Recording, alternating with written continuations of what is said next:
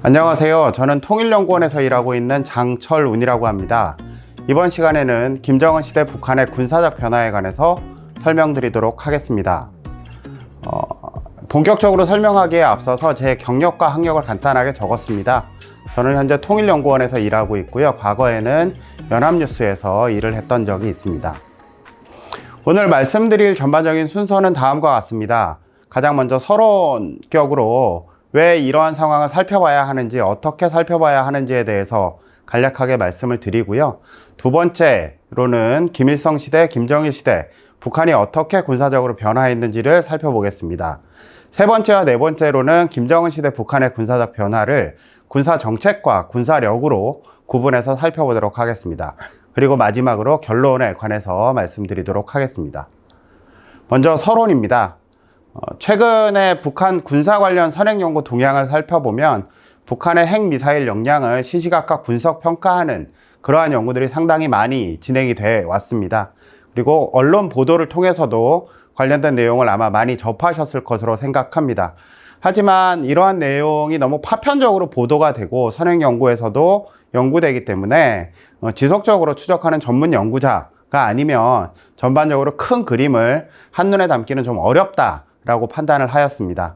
그래서 이번 시간을 통해서 김정은 시대 북한에서 이루어지는 군사적 변화를 김일성 시대, 김정일 시대까지 연장해서 역사적으로 쭉 살펴보면서 큰 틀에서 어떠한 변화들이 발생하고 있는지를 파악하고자 합니다.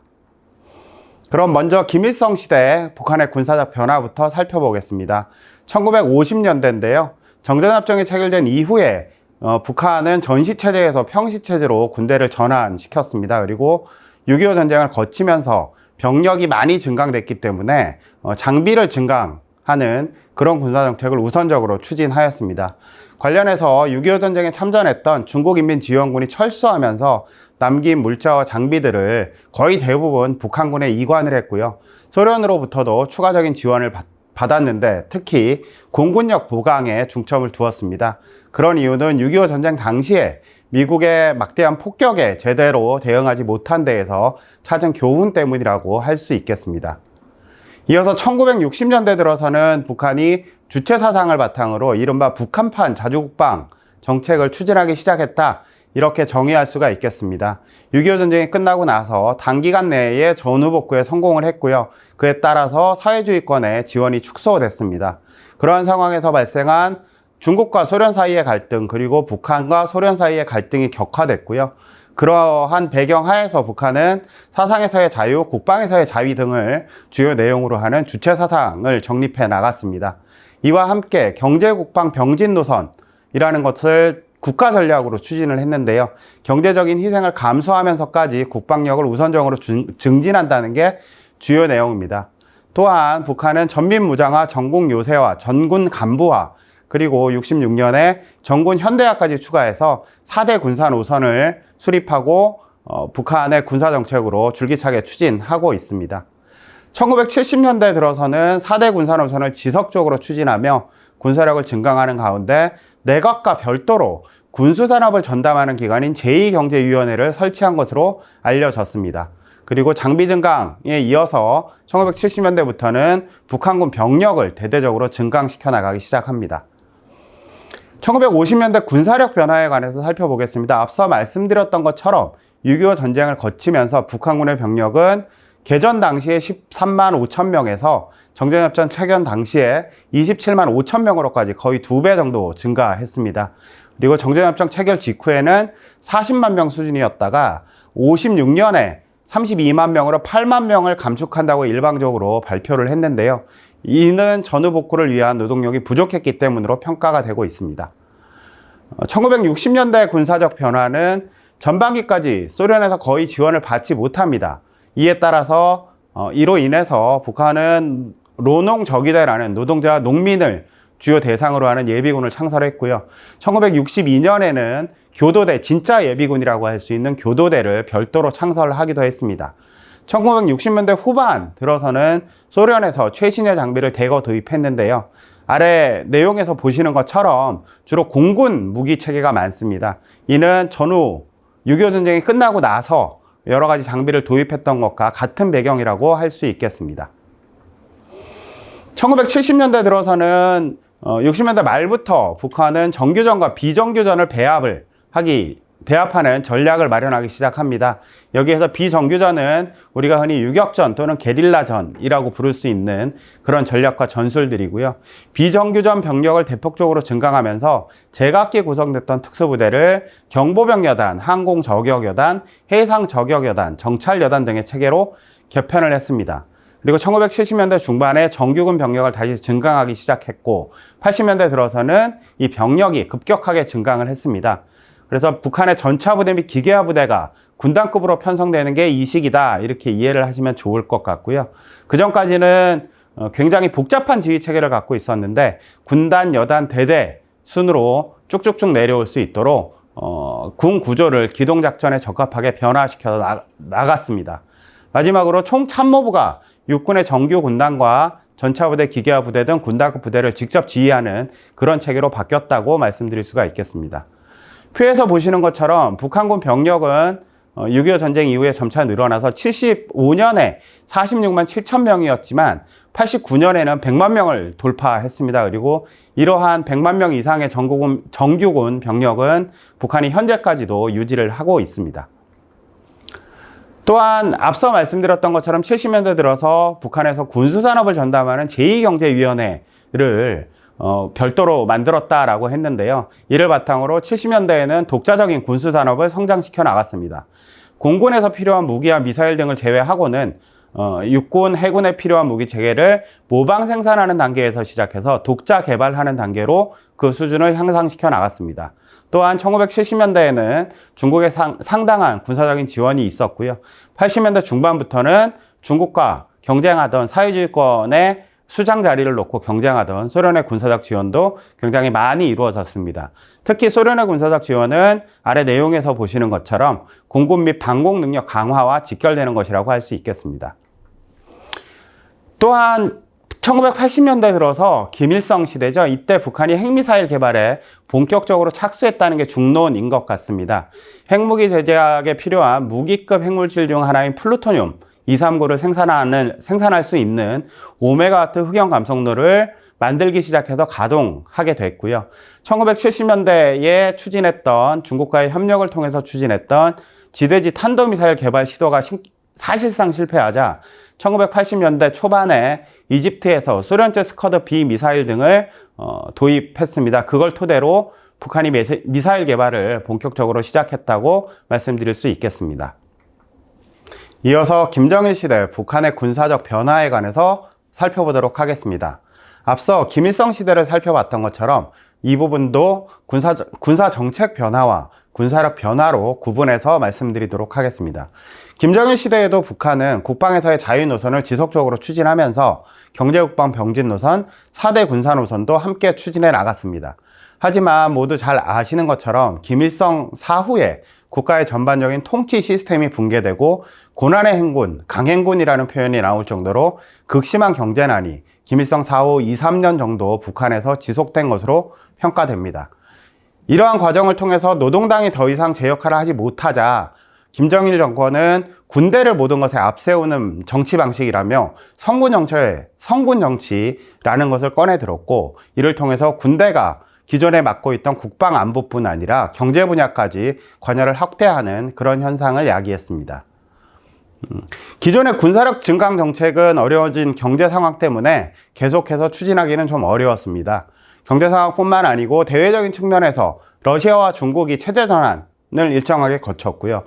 그리고 한국과의 관계 정상화를 했기 때문에 냉전기처럼 90년대 이전처럼 러시아와 중국이 북한을 군사적으로 대놓고 지원하기는 좀 어려운 상황이 됐습니다.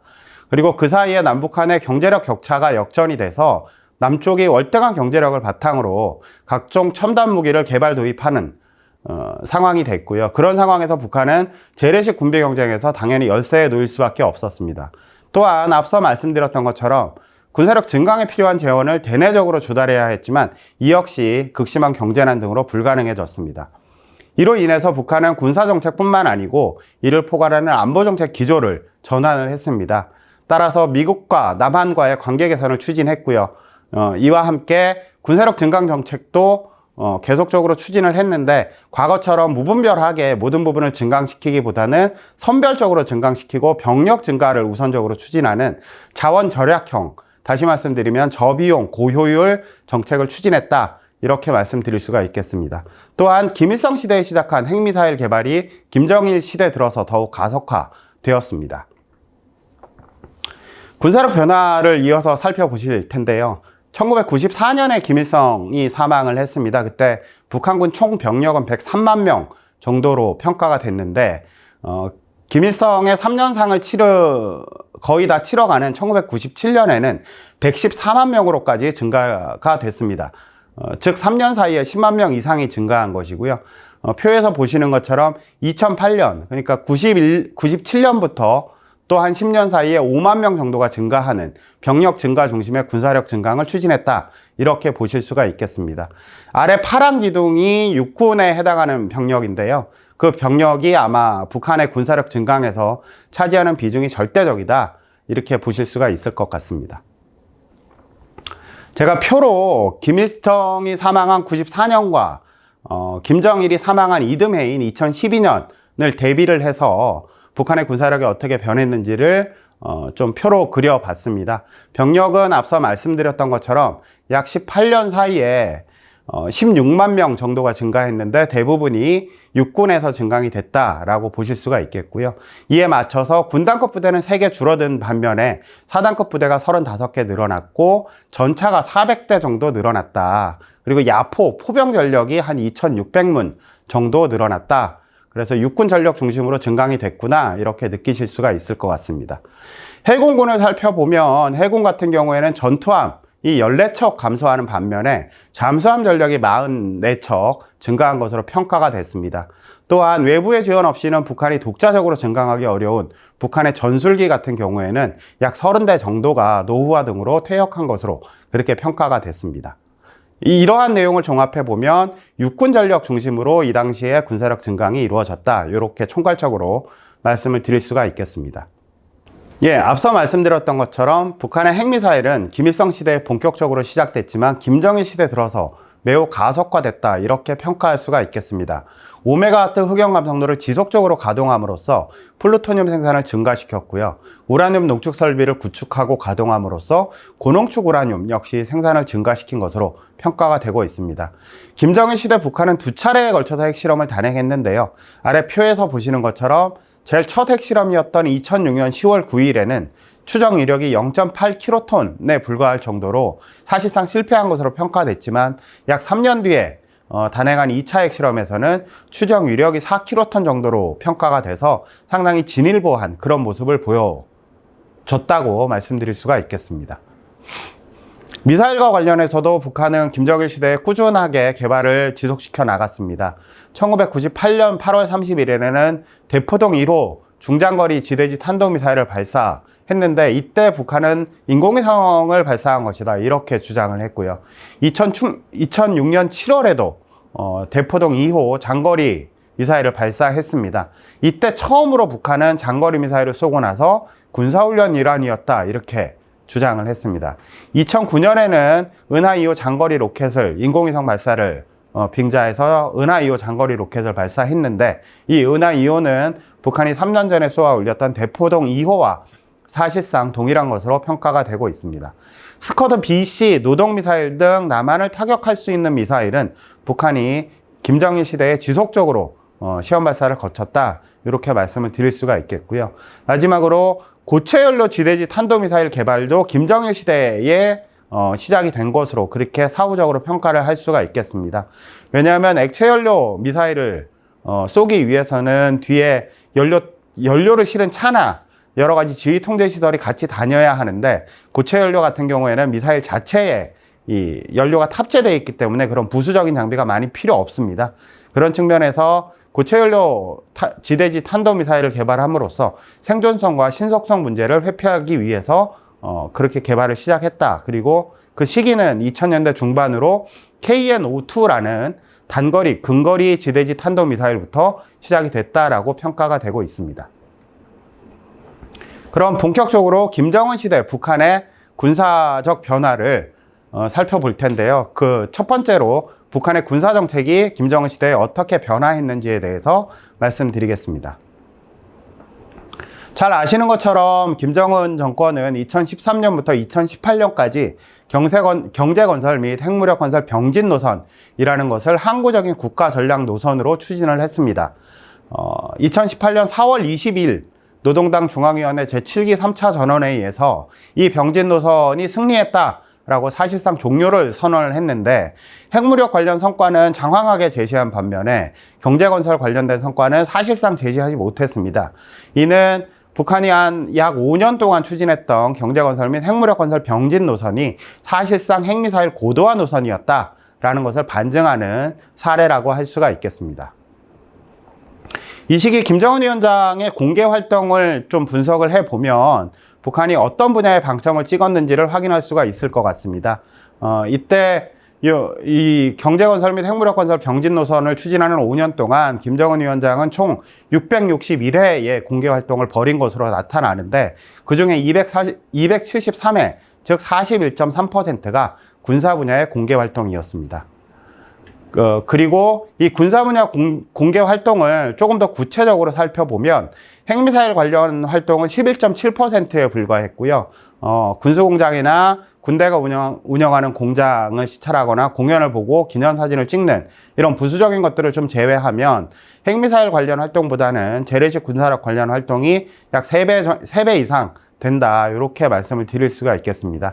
이 내용은 김정은 정권이 사실상 핵미사일 고도화 노선을 추진했지만 그에 못지않게 재래식 군사력 증강에도 지속적으로 관심을 기울였다, 이렇게 평가를 할 수가 있겠습니다. 경제건설 및 핵무력건설 병진 노선을 사실상 종료한 북한은 잘 아시는 것처럼 2018년부터 2019년까지 한반도 평화의 봄 국면에 적합한 군사정책을 추진했다고 할 수가 있겠습니다. 한반도 정세의 근본적인 전환을 시도하면서 북한은 남북 정상회담을 3차례, 미북 정상회담은 3차례, 북중 정상회담도 4차례 정도 개최하면서 한반도 정세를 근본적으로 전환하기 위해서 시도를 했습니다. 특히나 2018년 9월 평양에서 열린 남북 정상회담을 계기로 9.19 군사합의가 도출됐는데요.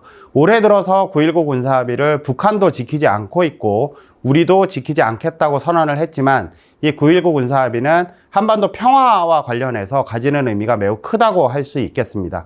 총 6개조 22개 항으로 구성되어 있으며 남북한 간의 군사적인 신뢰 구축과 군비 통제, 군축과 관련한 초보적인 내용을 다 담고 있기 때문입니다. 이 시기 김정은 위원장의 공개 활동을 앞서서와 같은 방법으로 제가 좀 분류를 해봤는데요.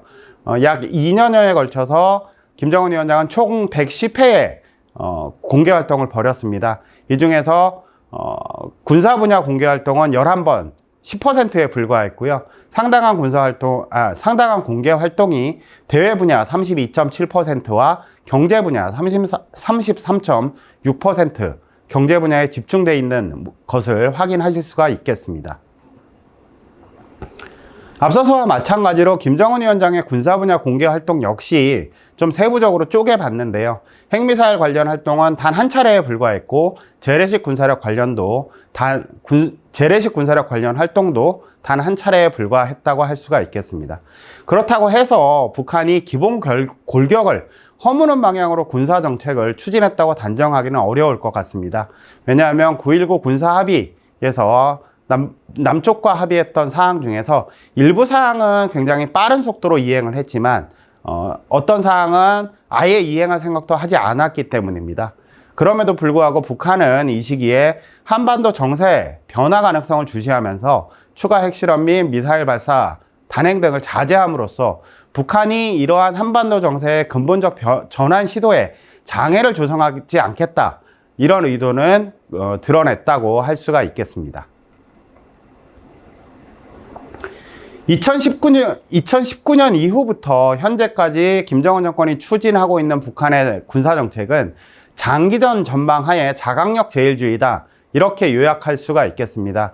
잘 아시는 것처럼 2019년 2월에 베트남 하노이에서 열렸던 트럼프 미국 대통령과의 두 번째 정상회담에서 성과를 거두지 못한 북한은 한반도 정세 전환의 그 근본적 전환 시도가 이처럼 실패로 일단락되자 2009년 12월 노동당 중앙위원회 제7기 제5차 전원회의에서 이른바 정면 돌파전을 선언하게 됩니다. 그러면서 북한은 핵미사일 등 전략무기 역량을 고도화하고 이를 비롯해서 전반적인 군사력을 더욱 강화해야 한다고 김정은은 지시를 했습니다.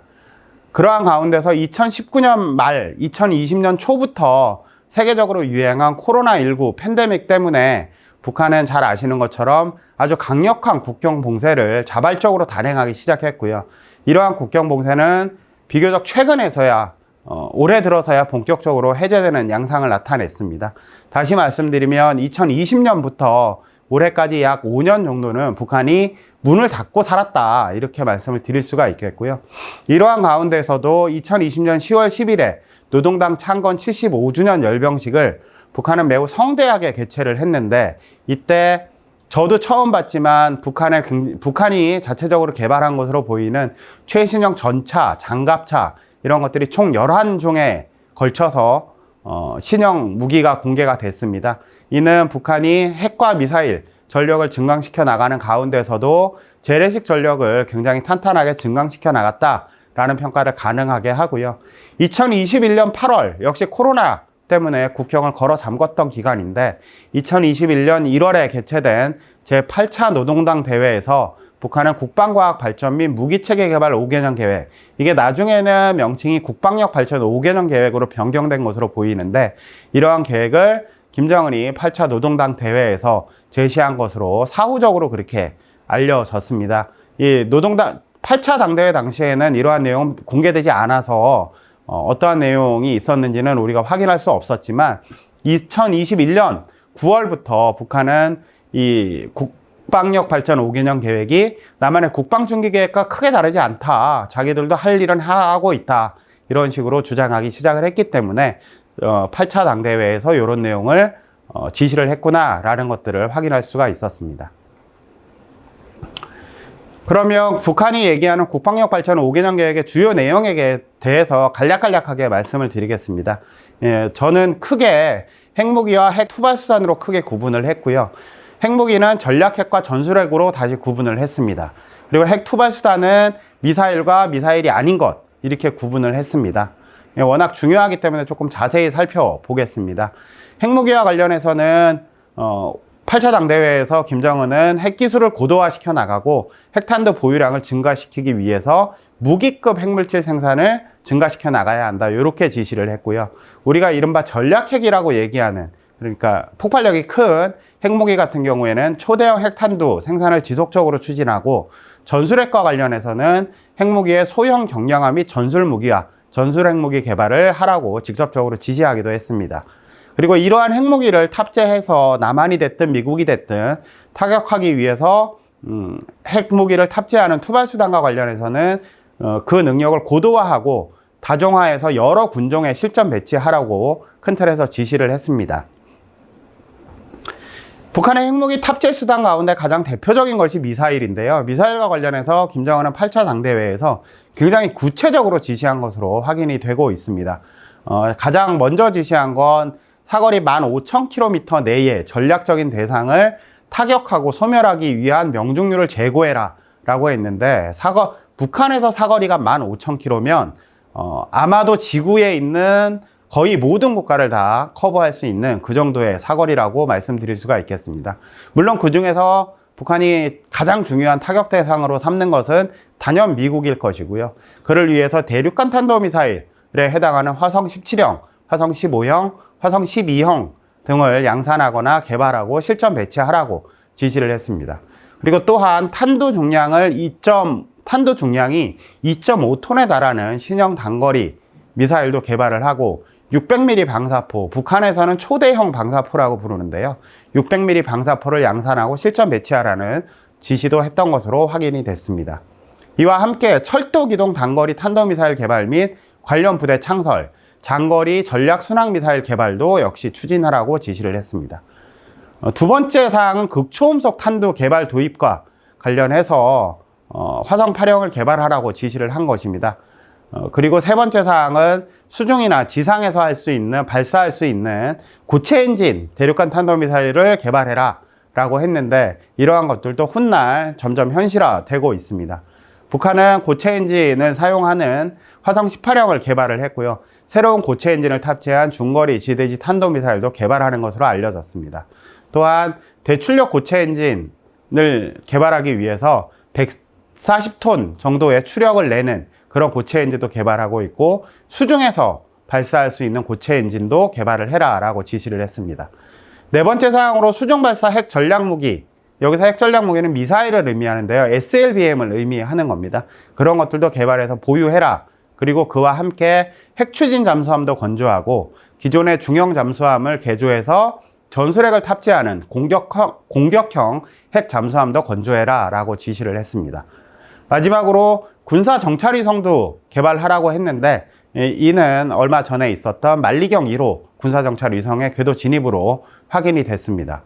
이와 함께 기타적인 부분에서는 전략미사일용 대형 이동식 발사대 차량을 생산하라고 지시를 했고요.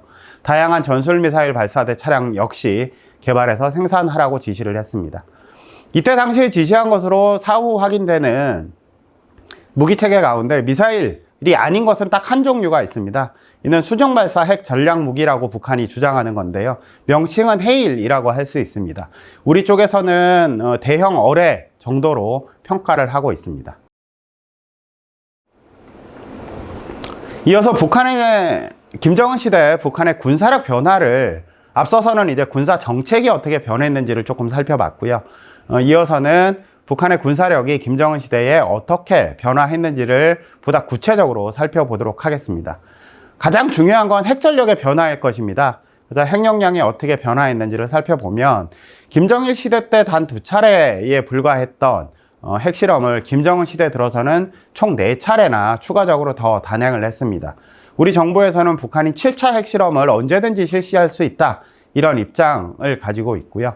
김정은 시대에 실시했던 4차례의 핵실험을 살펴보면 2013년에 실시했던 3차 핵실험에 비해서 5차 핵실험, 2016년에 실시한 5차 핵실험의 폭발력이 상당히 커졌다, 이런 것들을 확인할 수가 있겠습니다. 제가 왜 4차를 말씀 안 드리고 3차에서 5차로 건너뛰었냐면, 북한이 4차와 6차 핵실험을 수소탄 시험이었다라고 주장했기 때문입니다. 그래서 4차와 6차를 묶어서 볼 필요가 있는데요. 2016년 1월 6일에 실시했던 4차 핵실험은 추정 위력이 6에서 7킬로톤 정도로 평가가 됐습니다.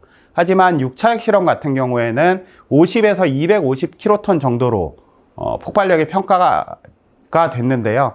이 4차와 6차가 만약에 북한이 주장한 것처럼 수소탄 시험이었다면, 국제적으로 수소탄은 킬로톤 단위의 위력이 아니고 메가톤 단위, 킬로톤보다 1000배 많은 겁니다. 1000배 강력한 건데 메가톤 단위의 위력을 내야 하는데, 그런 면에서 보면 6에서 7킬로톤 정도로 평가됐던 4차 핵실험은 수소탄 시험으로서는 실패한 것으로 평가를 할 수가 있겠고요. 6차 같은 경우에는 250킬로톤을 앞서 말씀드렸던 것처럼 킬로톤과 메가톤이 한 1000배 정도 차이가 나기 때문에 250킬로톤을 메가톤 단위로 바꾸면 0.25 메가톤 정도가 됩니다. 그런 면에서 보면 6차 핵실험은 실패했다, 이렇게 평가하기는 조금 어렵고, 수소탄 시험에 버금가는 정도의 실험을 했다, 이렇게 평가하는 게 합리적일 것 같습니다. 이처럼 북한은 지금까지 총 6차례에 걸쳐서 핵실험을 단행하면서 본인들의 핵 능력이 이 정도 와 있다라고 충분히 과시했다, 이렇게 총괄적으로 평가를 할 수가 있겠습니다. 김정은 시대 들어서, 특히나 최근 들어서는 북한이 굉장히 공세적으로 남쪽을 위협하는 핵 역량을 자랑을 하고 있습니다. 지금까지 북한이 보유한 것으로 평가되는 무기급 핵물질의 양은 플루토늄이 한 40에서 60kg 정도 되고요. 고농축 우라늄이 1700에서 2800kg 정도 됩니다. 핵무기의 폭발력에 따라서 사용돼야 하는 이 무기급 핵물질의 양이 천차만별이기 때문에 이렇다라고 딱 잘라서 단정하기는 어렵지만, 한 10에서 20킬로톤 정도의 폭발력을 내는 핵탄두를 북한이 몇 개 보유하고 있을까를 기준으로 생각을 해보면, 이 플루토늄과 고농축 우라늄을 각각 혹은 혼합해서 사용함으로써 한 100개 정도는 북한이 핵탄두를 보유하고 있을 것이다 라는 평가가 중론인 것 같습니다. 2023년 3월 28일에는 사진에서 보시는 것처럼 저기 그 동그란 핵탄두처럼 보이는 저게 실제 핵탄두인지 아니면 모형인지는 뭐 명확하게 단정적으로 말씀드리기는 어렵지만 북한은 저게 전술핵 무기를 핵심적으로 구성하는 품목이다 라고 주장을 했고요. 명칭은 화산 31이다 이렇게 밝힌 바가 있습니다. 그리고 뒤에 그 핵탄두 뒤쪽에 보이는 사진처럼 북한은 이 화산 31을 총 8종의 투발 수단에 탑재를 할 수 있다라고 은연중에 과시를 했는데 이 사진을 고화질로 변환해서 좀 확대해서 보면 대부분이 ICBM이 아닌 단거리 미사일이나 순항 미사일 혹은 어뢰 이런 쪽 방사포 이런 그림들입니다. 그래서 우리를 때리기에 딱 좋은 그런 핵탄두가 화산 31이다 이런 것들을 김정은 시대 들어서 북한이 비교적 최근에 은연중에 과시했다 이렇게 평가를 할 수가 있을 것 같습니다. 그러면 이러한 미사일 역량이 북한이 어떻게 김정은 시대에 변화시켜 나갔느냐에 관해서 조금 구체적으로 살펴보겠습니다. 앞서 그 군사 정책과 관련해서 8차 당대회 때 얘기했던 국방력 발전 5개년 계획의 내용이 어느 정도로 실현이 됐느냐를 평가를 나름대로 북한 매체 보도 내용을 기준으로 나름 평가해 봤는데요. 화성 17형 같은 경우에는 2023년 3월 16일에 발사 훈련을 했기 때문에 사실상 실전 배치 직전에 와 있다 이렇게 평가를 할 수가 있겠고요. 화성 15형도 마찬가지입니다. 화성 12형 같은 경우에는 검수 사격 시험을 했다고 북한이 주장을 했는데 이 검수 사격 시험이라는 게 실전에 배치됐던 것들 중에서 선별적으로 혹은 무작위로 꺼내서 제대로 발사가 되는지를 시험한 것으로 설명을 할 수가 있기 때문에 이거는 실전 배치가 끝났다. 사실상 끝났다. 이렇게 말씀드릴 수가 있겠습니다. 탄두 중량이 2.5톤에 달하는 신형 미사일 같은 경우에는 21년 3월 25일에 시험 발사했다는 소식을 전한 뒤로 아직까지 아무런 소식을 전하고 있지 않고요. 최근에는 4톤에 달하는 4.5톤인가 4톤인가에 달하는 탄두 중량을 갖고 있는 단거리 미사일도 시험 발사했다는 소식을 전하기도 했습니다. 600mm 방사포 같은 경우에는 위력 시위 사격을 했다고 했는데요. 이건 검수 사격 시험보다는 한 발 더 나간 것 같습니다. 그래서 실전 배치가 됐다. 이렇게 보는 게 맞을 것 같고요. 철도 기동 단거리 탄도 미사일 그리고 장거리 전략 순항 미사일 같은 경우에도 검열 사격 훈련, 발사 훈련 이런 것들을 진행한 지가 상당한 기간이 지났기 때문에 실전 배치가 된 것으로 좀 보수적으로 평가하는 게 맞다는 판단을 하고 있습니다. 극초음속 탄두 같은 경우에는 2022년에 시험 발사를 하고 그 뒤에는 사실 뚜렷한 동향을 나타내고 있지는 않은데요. 그런 면에서 보면 아직 개발 중에 있는 것으로 평가를 할 수가 있겠고요. ICBM 같은 경우에는 고체 엔진 화성 18형도 시험 발사, 엔진 시험, 지상 분출 시험 뭐 관련 보도 없음. 보시는 것처럼 아직까지 한창 개발이 진행되고 있다. 이렇게 평가를 하는 게 타당할 것 같습니다. SLBM, 즉 수중발사 핵전략 무기 미사일과 관련해서는 핵추진 잠수함과 관련해서 이 자료를 보내드리고 나서 북한의 보도가 나왔는데요. 핵추진 잠수함을 앞으로도 계속적으로 건조하는 걸 추진해라 이런 보도가 나온 걸로 봐서는 아직까지 북한이 독자적인 역량으로 핵추진 잠수함을 건조하는 데는 좀 이른 것 같다라는 평가가 대체적인 것 같습니다. 다만 기존에 갖고 있던 중형 잠수함을 공격형으로 개조해서 전술핵을 탑재하는 그런 잠수함을 만드는 건 2023년 9월 6일에 김군옥 영웅호라는 잠수함을 진수를 하면서 밝혔기 때문에 이런 부분에서 북한이 먼저 추진을 할 것 같다라는 말씀을 드릴 수가 있겠습니다. 신형 SLBM 그리고 잠대지 SLCM은 그 잠수함 발사 순항 미사일이거든요. 이런 것들은 시험 발사 그리고 수중 발사 훈련을 한창 진행을 하고 있습니다. 군사 정찰위성 같은 경우에는 그 작년에 몇 차례 실패한 뒤에 23년 12월 초부터 임무에 착수했다고 북한이 밝혔고 미국 등에서도 이 위성이 도는 것들을 확인을 했기 때문에 이것도 일정하게 성과를 거뒀다 이렇게 평가를 할 수가 있겠습니다. 다만 만리경 1호에 탑재된 것으로 보이는 여러 가지 장비들이 제 성능을 발휘하고 있는지에 대해서는 북한은 제 성능을 발휘하고 있다고 주장을 하고요. 우리와 미국 쪽에서는 그게 그렇게 시원치는 않을 것 같다라고 평가를 하고 있어서 약간 엇갈리는 입장이 대립하고 있습니다. 그리고 여기 텔이라고 쓴 게 이동식 발사대 차량인데요. 전략미사일이 됐든 전술미사일이 됐든 상당한 정도로 북한이 독자적으로 생산하는 것으로 그렇게 평가를 할 수가 있겠습니다. 미사일과 관련해서 북한이 뭐 저렇게 개발을 했는데 그럼 어느 정도 실전 배치해서 실제로 사용할 수 있느냐라는 것과 관련해서 국제적으로 공신력을 인정받고 있는 국제전략문제연구소 IISS에서 매년 발간하는 밀리터리 밸런스라는 자료가 있습니다. 그 자료에서 제가 발췌를 해왔습니다. 2012년은 김정은이 본격 집권하는 첫 해였고요. 2024년은 올해 지금 현재 상황입니다. 북한에서 미사일 전력을 운영하는 부대는 2012년 당시에는 전략로켓 사령부로 평가가 됐는데 지금 현재에는 전략군으로 명칭을 바꾸고 병력이 약 10,000명에 달하는 것으로 그렇게 국제기관에서는 평가를 하고 있습니다. 그리고 지대지 미사일 발사대 기준인데요. 과거에는 노동미사일 발사대가 10개, 무수단 미사일 발사대가 약간 있고 스쿼드 B 또는 C를 발사할 수 있는 미사일 발사대가 30개 정도 30개 이상이다 이렇게 평가를 했는데 약 12년 만에 오른쪽에 보시는 것처럼 굉장히 많은 발사대를 북한이 보유한 것으로 그렇게 평가를 하고 있습니다. 이런 내용을 보면 북한이 김정은 시대 들어서 핵역량과 함께 미사일 역량을 굉장히 빠른 속도로 발전시켜 나갔다 이렇게 평가를 할 수가 있겠습니다. 앞서 말씀드렸던 것처럼 북한은 미사일뿐만 아니고 미사일이 아닌 다른 수단의 핵투발 수단도 개발을 하고 있습니다. 말씀드렸던 것처럼 헤일이라는 명칭을 부여한 것인데요. 오른쪽 사진으로 보는 모습은 북한 매체가 보도한 사진입니다. 이 물속에서 이렇게 자망을 하는 건데 아마도 이게 제대로 성능을 발휘한다면 북한이 주장하는 것처럼 쥐도 새도 모르게 남쪽의 항구나 함선들을 타격할 수 있는데 충분히 활용될 수 있다 이렇게 평가가 되고 있습니다. 왼쪽에 설명에서 보시는 것처럼 23년 3월과 4월에 헤일 1형 그리고 2형을 시험을 했는데 보시는 것처럼 자망 시간도 굉장히 길고 자망 거리도 굉장히 멀기 때문에 이 부분도 앞으로도 계속 신경 써서 우리가 추적을 해야 되는 부분이라고 말씀을 드릴 수가 있겠습니다.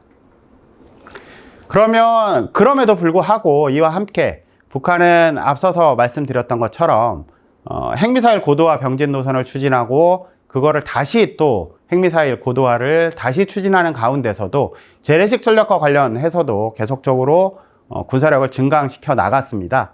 보시는 것처럼 병력은 2012년 약 102만 명에서 지금 현재 110만 명 정도로 평가가 되는데요. 한 12년 사이에 8만 명 정도가 늘어난 것이죠. 이러한 평가는 우리 국방부의 평가보다는 조금 이렇게 약화된 것으로 보이는데 어쨌든 국제기관에서는 이렇게 평가를 하고 있다라는 말씀을 드릴 수가 있겠습니다. 그리고 군단급 부대는 기계화 군단이 2개가 줄고 보병 군단이 하나 늘어났습니다. 이 보병 군단이 하나 늘어난 건 저기 국경 경비대 쪽에 있는 부대가 보병 군단으로 편제가 바뀐 것으로 제가 알고 있고요. 이 기계화 군단이 2개 감소한 것은 이 군단급 전력을 유지하면서도 부대 자체는 사단급 편제로 바꿔서 기계화 사단이 4개에서 6개로 늘어났기 때문으로 해석이 되고 있습니다. 또한 전투 지원과 관련해서 방사포 여단이 12년 사이에 9개 늘어났다. 이런 점도 특징으로 확인할 수가 있겠습니다. 글자가 좀 작아서 제가 많은 내용을 넣다 보니까 잘 보이실지 모르겠는데 어쨌든 이 부분도 좀 살펴봐야 할 것 같습니다. 육군의 주요 장비가 어떻게 늘어났는지인데요. 이 부분에서 제가 색깔을 칠해 놓은 것처럼 가장 눈에 띄는 부분은 포병 전력이 상당히 증강됐다는 겁니다. 자주포 또는 견인포가 8,500문에서 8,600문 정도로 늘어났는데 약 100문 정도가 늘어나면서 152mm 신형 자주포가 추가된 것으로 평가가 되고 있고요. 방사포 같은 경우에는 500문이 늘어났는데 북한이 대형 방사포라고 언급하는 300mm 그리고 초대형 방사포라고 언급하는 600mm 방사포가 추가적으로 배치된 것으로 그렇게 평가가 되고 있습니다. 나머지 부분에 대해서는 사실상 대동소이하다고 말씀을 드릴 수가 있겠습니다. 이어서 해군 전력입니다. 김정은 시대 북한은 해군 전력과 관련해서 그 김군홍 영웅호가 이 고래급 심포급에 해당이 될 건데요. 이 잠수함이 한 척이 늘어나고 상어급 잠수함이 한 10척 정도 늘어나는 것으로 평가가 되고 있습니다. 그 외에 파란색으로 표시한 건 북한의 전력이 감소된 부분인데요. 빨간색보다 파란색이 월등하게 많다는 점을 봤을 때는 북한이 해군 전력 증강을 지난 12년 사이에 제대로 추진하지 못했다. 그리고 올해 들어서 북한이 해군 전력 증강, 해군 산업 발전 이런 것들을 굉장히 김정은이 강조하고 있는데 그런 배경이 지난 12년 동안 제대로 못했기 때문이다. 이런 평가에 기반하는 것이다. 이렇게 말씀을 드릴 수가 있겠습니다. 다음은 공군 전력입니다. 공군 전력은 병력이나 이 비행 부대 측면에서 보면 크게 변한 것이 없다고 말씀을 드릴 수가 있겠습니다. 다만 뒤에서 좀 자세히 살펴보는 것처럼 전투기가 한 40대 이상 감소를 했고요. 전투 폭격기, 수송기, 그 다음에 공격용 헬기 이런 것들이 대부분 다 감소한 것으로 평가가 됩니다. 수송용 헬기와 훈련기 등이 약간씩 늘어났는데 이게 감소분을 충당할 정도는 되지 못하고 있고요. 특히나 방공 미사일이 350기 이상 2012년에는 있었지만 2024년에는 200기 약간 더 갖고 있는 것으로 평가가 돼서 굉장히 방공 전력이 취약해졌다. 특히나 이러한 이유들 때문에 북한이 러시아와 협력하면서 방공 전력을 강화할 가능성이 있다. 이런 평가들이, 관측들이 계속 나오는 이유가 바로 이 방공 미사일 전력이 굉장히 약화됐기 때문이다. 이렇게 말씀을 드릴 수가 있겠습니다. 기타 재래식 전력으로는 북한의 특수전 부대와 예비 부대인데요. 사실상 2012년이나 2024년이나 크게 변한 것들이 없습니다. 국제사회는 이렇게 평가를 하고 있지만 우리 국방부에서는 2012년 국방백서와 2022년 국방백서에 나와 있는 북한의 군사력을 비교를 해보면 예비 전력이 조금 늘어난 것으로 평가를 하고 있습니다. 하지만 2012년에 비해서 괄목할 정도의 증강이다 이렇게 평가하기는 어렵습니다. 그런 측면에서는 특수전부대, 예비부대, 교도대 이런 것들이 크게 증강되지는 않았다라고 말씀을 드릴 수가 있겠습니다. 이 부분에서 아마 언론 등에서 이 부분과 관련해서 아마 언론 등에서 북한의 특수부대 병력이 20만 명이다 이런 내용을 보신 분들도 아마 계실 건데 그거는 사실 북한이 특수전 전력이라고 보유하고 있는 이러한 부대들 말고 경보병 여단, 경보병 대대 이런 부대까지 일선 육군 군단에 배치되어 있는 우리를 치면 수색대, 특공연대 이 정도 전력까지 다 아마 포함을 시켰기 때문으로 추정이 되고 있습니다. 우리의 그 특전사에 해당하는 특수전 부대는 북한의 요 정도가 진짜라고 할 수가 있겠고요. 병력은 약 8만 8천 명 정도를 지속적으로 유지하고 있다. 이렇게 보시는 게 맞을 것 같습니다. 끝으로 결론입니다. 제가 앞서서 서론 부분에서 말씀드렸던 것처럼 하나하나 파편적으로 보도되는 언론 보도 그리고 관심이 있는 분들은 아마 이루어진 선행 연구 이런 것들을 찾아보시는 분들이 종종 계실 수가 있는데 그런 것들만 보면 큰일 났구나 라고 생각하시는 경우도 상당수 있을 겁니다. 하지만 북한이 그런 것들만 봤을 때는 지금 현재 북한이 큰 틀에서 어떠한 변화로 군사적인 변화를 끌어가고 있는지 추진하고 있는지를 이렇게 총괄적으로 평가하기가 좀 어렵다는 측면에서 이번 시간에는 김일성 시대부터 김정일 시대를 거쳐서 현재 김정은 시대까지 북한이 군사적으로 어떻게 변화하고 있는지를 조금 살펴봤습니다. 북한이 이처럼 군사 정책과 군사력을 계속해서 변화시켜 나가는 기본 골격은 한반도의 군사적 대치에서 찾아야 한다고 저는 생각을 합니다. 막대한 재래식 군사력을 중심으로 남북한 간의 강력한 군사적 대치가 지속되면서 군비 경쟁이 계속적으로 이어지고 있기 때문입니다. 그런 상황에서 우리는 증강시켜 나가는데 북한은 가만히 있으라고 하면 북한 입장에서는 말이 안 되는 것이고요.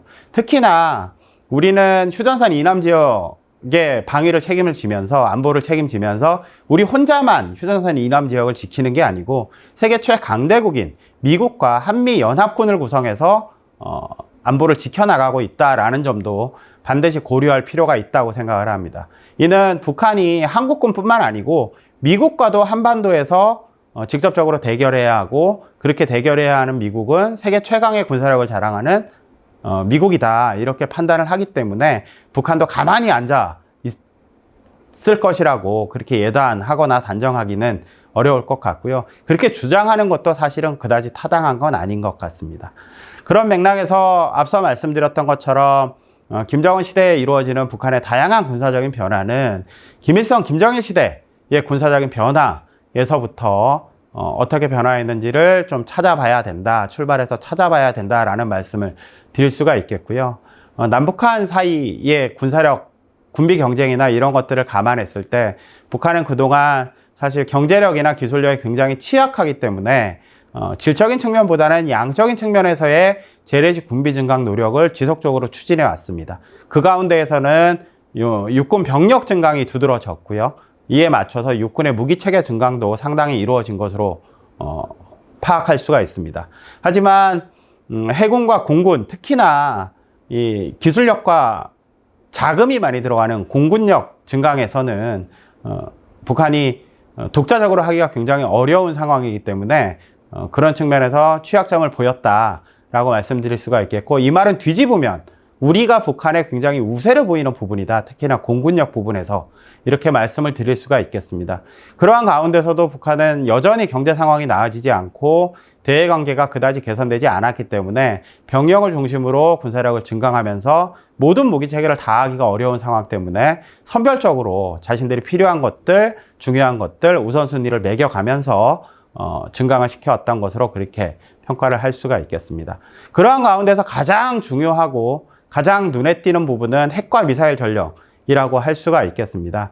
김정은 시대 들어서 북한은 핵전력으로 남한을 억제하는 가운데에서 재래식 군사력 측면에서도 남한을 압도하기 위한 노력을 전개하고 있지만 경제적인 어려움 등으로 성과를 거두기는 쉽지 않은 상황이 지속되고 있다라고 큰 틀에서 평가를 할 수가 있겠습니다.